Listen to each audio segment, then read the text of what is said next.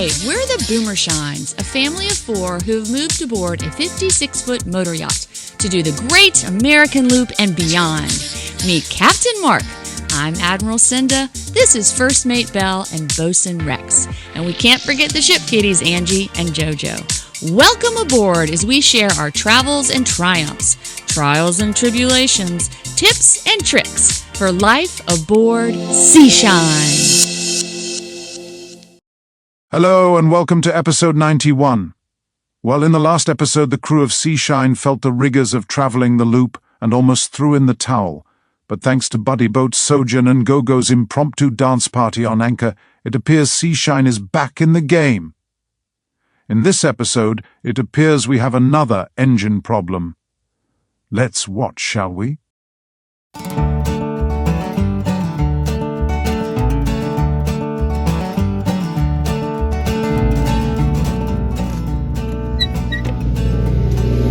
What you looking at?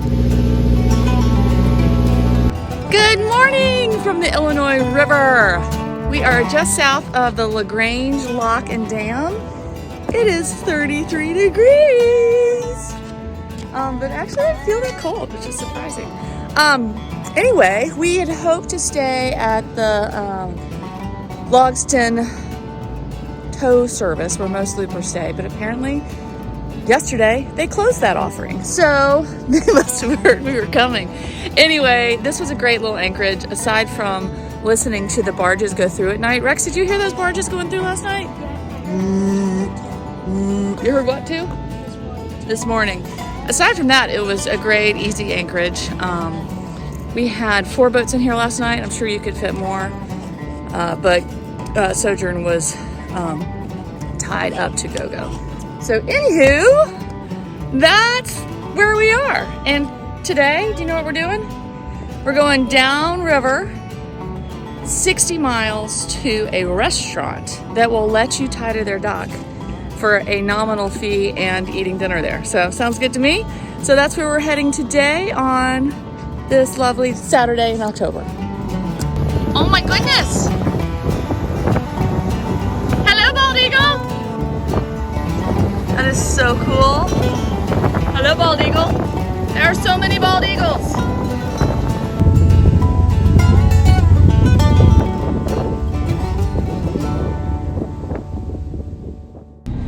Okay, we just started blowing smoke again, this time off the port engine. Yep. So we've shut the port engine down. Mark's gonna go down and see what the situation is, but we are 80 miles from Grafton. Yep. Which is the nearest town in Marina. We're okay. We're okay. We're okay. But I'm glad you guys got your life jackets on. Wait a minute. Okay, so we seem super calm in this moment, which we kind of were, kind of weren't. But what had happened just before I started recording was A lot of black smoke and our buddy boat Go-Go behind us saying, "Seashine, something's the matter. There's some smoke coming out of the back of your boat." And it had happened before. I can put a link to that episode when we were up in Canada. So we had a really good idea that it was a bad fuel injector, and that all we needed to do was find a mechanic to replace that fuel injector. And we happened to have a spare fuel injector, and if it was only one fuel injector, then it wasn't as, yeah. Anyway, we knew what the potential problem was. We knew that We had a spare. We knew how to potentially get it fixed, so we weren't freaking out. The kids did put on their life jackets, which is always safety first. And it was a challenge. But, as we like to say, What's the best that can happen? I'm drinking my tea. Anyway, what's the best that can happen? So that's just a little background that we didn't capture. We did not capture the billowing black smoke, which is very dramatic and scary when you see it. But when you see it the second time, it isn't as dramatic and scary as it was the first time. Yeah, because when things happen, we don't just go and grab the camera. We take care of the problem. We get life jackets on the kids. We shut down the engine. If we had a TV crew following us, that would work. Yeah, anyway. So that's just a little quick backstory. Okay. Oh, but wait. Oh, why are we wearing these? Because they're my favorite. Just FYI, I'm wearing this in the video, and I get questions about it.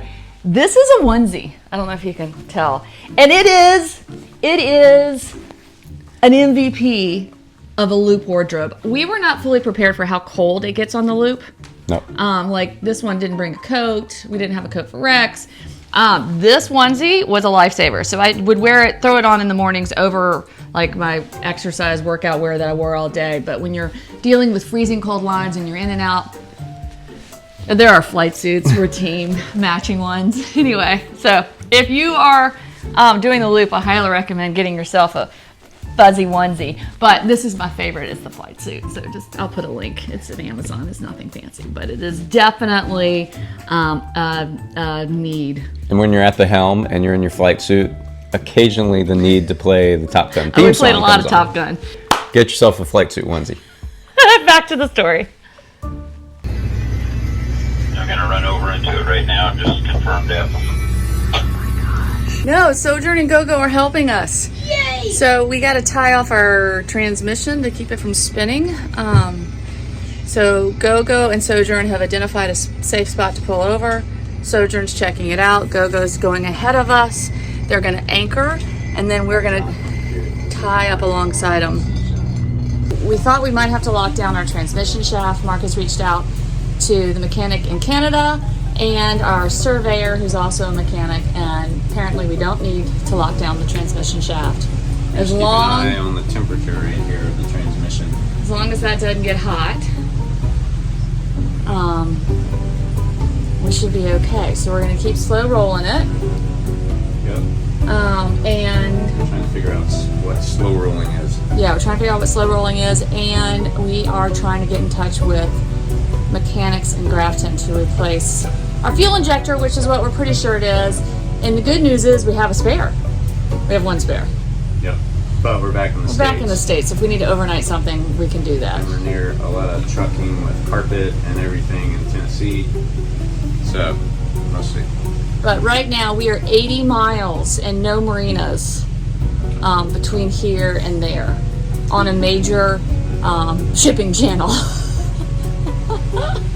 So it's not like we can just drop anchor here because we could just get run over by barges. So we're going to slow roll it, hopefully to our destination on the river. Yep. See how we do. And we can't do anything at the restaurant. So how far is Grafton? It's 20 miles from there, unless the mechanic just happens to want to meet us for dinner and replace that fuel injector, which would be the best that can happen. Regardless, we got to replace the fuel injector that's probably blown. So get on the phone with the mechanics and see what happens. Okay, as we limp along on one engine, what are we right now? This upcoming bridge is the westernmost point on the Great Loop. That's pretty cool. You're watching our temperature creep up. Who's watching? Sea Shine, we're gonna get back up. You wanna give me a rundown of what's happening? So we've been running for the past, how long? 8, 9, 9, 10, 11, 12, 4 hours on one engine, the starboard side engine, and the port side engine that we have a problem is not running, but when you do that, the propeller still has to turn, and that's connected to a transmission which is connected to the engine. You can potentially damage some things when it's spinning like that. So right now we're keeping an eye on the transmission temperatures. It's risen up. So we're debating there's a way to lock down 131. It's a 3-degree difference right now. Yeah, so right now I'm trying to assess. I've looked in the manual, I've looked online. I can't find anywhere for our transmission what is the normal operating temperature. And where is an overheating, like when do we get concerned? Can't see anything like that. I saw troubleshooting when there's overheating, what to do, or it says when beyond operating temperature. Pretty interesting. I'm looking. But they don't give you that number. Very.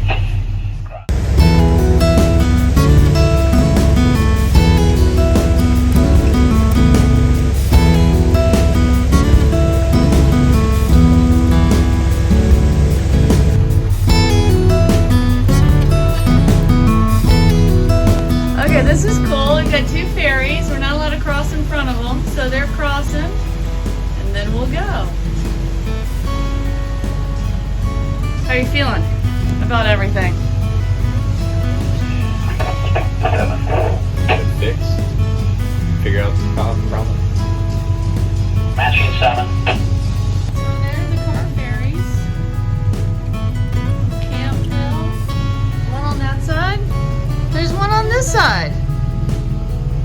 way cooler than a bridge, but it seems a little more logistically challenging.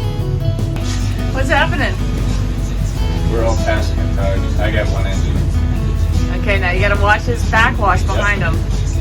This is the marine version of an elephant walk. But this tug's so nice, went down to neutral, so he's not kicking up a giant wake that's hard for us to get around. Now the marina is not that far up here, so that's going to be the only tricky part. Well, that's what I told him. I said, should we just hang back because we're going to be docking when this guy's coming up to us? Well, I think you're going to need to get some, stay at 8 and get some distance. Okay, that's so cool. This may be the guy that went through the lock last night. You can see how all these barges are tied together right there. See that? Isn't that cool and crazy? Thank you very much. Okay, so we are approaching our marina, which is really just a restaurant that has a dock. There are already 2 boats there that we know of, right? Yep. And we have limited space on the dock. We're going to try to squeeze all of us on, but we got to get on the dock with 1 engine, which is doable because you've done it before. Done it before. And this is about as good of a situation as you can get for this situation. Well, you got it. We're gonna go downstream, turn around, come upstream into the dock, and our buddy boats are gonna catch our lines, and I'm gonna put out all our fenders. So I think it'll work. I think Side fenders. the trickiest part is turning around. Yeah, with the bow pressure we got.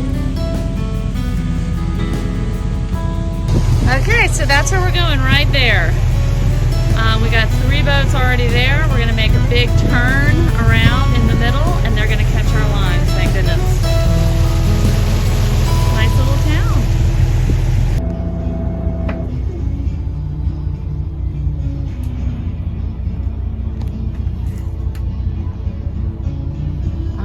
Okay, Seashine. Okay, we made it. Our fellow loopers caught our lines. Our docking was uneventful, which was amazing, and now we're gonna go find the local playground. Our favorite thing to do. So we're docked right there along the Illinois River. We are safe and out of the way from these big boys. And just about 20 miles down there, guys, is the mighty Mississippi.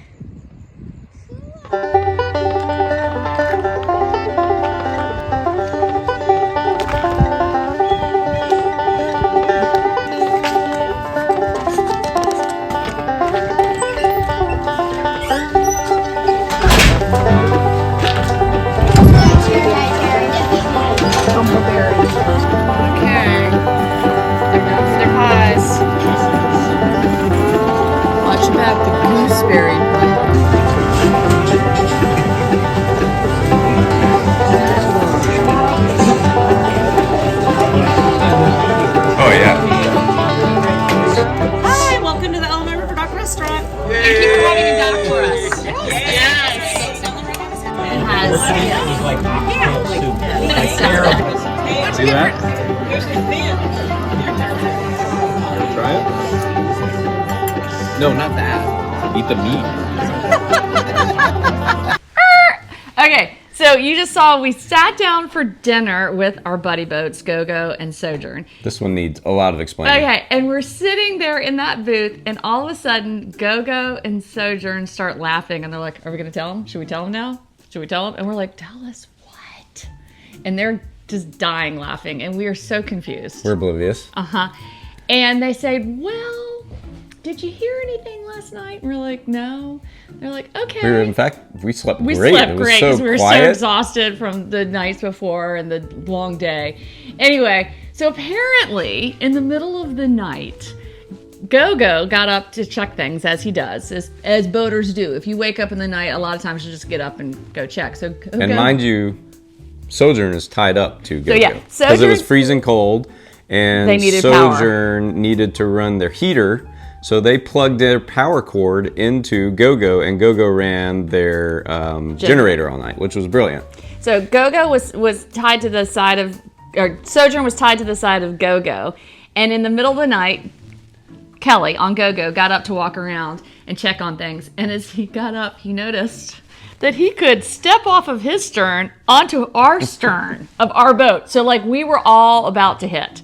And so he fired up Thunder and Lightning, which is what we've named their engines because they're really loud. He fired up Thunder. The fact that we didn't hear them because we know the noise. It's our alarm clock. When we hear that noise and we've overslept, we're like, we slept through it. We're leaving in 20 minutes. It's terrifying to me. But he fired up Thunder and Lightning.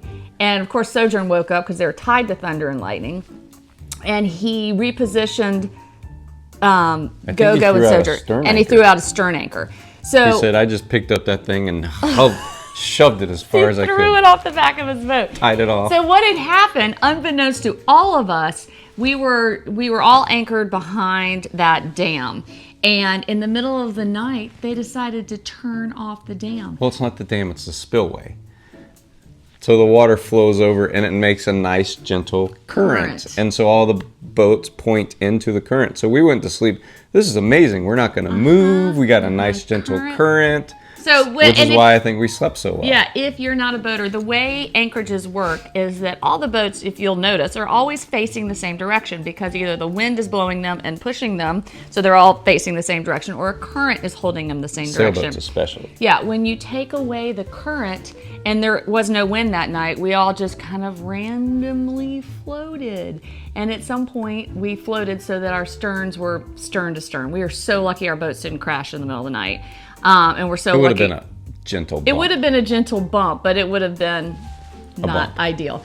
So, so Go-Go turned on his boat, repositioned it. Of course, Sojourn woke up because they were literally attached to Go-Go. And so they were all up in the middle of the night dealing with us and decided not to wake us because what were we going to do? And our anchors weren't dragging. Well, I think they attempted to wake us up. I think they said they honked the horn. They did something and we slept right through it. So they were like, you know what? They're sleeping. I think they honked the horn. We'll have to ask them. But either way, we didn't wake up. They didn't think about telling us this until how many hours later? Well, they're like, we were going to tell you, but, we were all getting off anchor. And then shortly after we started running is when our fuel injector blew. So they're like, after your day yesterday and you've lost an engine, we just thought we'd just wait to tell you that we almost crashed in the night. So that is what the story that transpired. And then we will pick back up in the booth at that lovely restaurant that had really delicious food. But you'll see, Go-Go and Sojourn were very forgiving. They said it could have happened to any of us. Who would have ever thought they would turn off the spillway? Oh, yeah, but that's key learning for all loopers, or anyone. If you dock behind a spillway, radio the lock and find out if they're going to turn that spillway off. Because if they do, then you probably should have a bow and stern anchor to keep you one direction. Just prepare. Don't assume anchor that close to each other. The current will keep on coming. Yeah. Give yourself swing room. 360. Well, yeah. Anyway, we survived. All right, back to the story. Okay, Mark Boomershine, if my anchor alarm is ever going off, wake me up. Clearly, I did not hear that. It was Why so. would you But you might not have even been dragging. No. Nobody ever thinks the boats are going to go exactly the opposite direction. Yeah. Go into an anchorage and say everybody's We always gonna think when we generally- anchor that you're going to swing together. Generally, Yeah. 6 feet. Look at the moon. Here comes Kelly. Let's see who else is coming.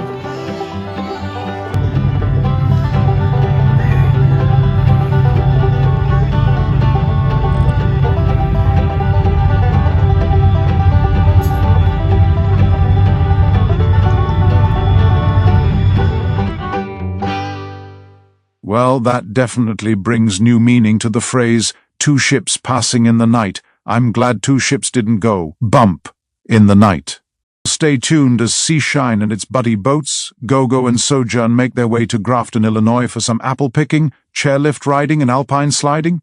Who knew? Oh yeah, we've got to fix the boat too. Until then, as always, shine on.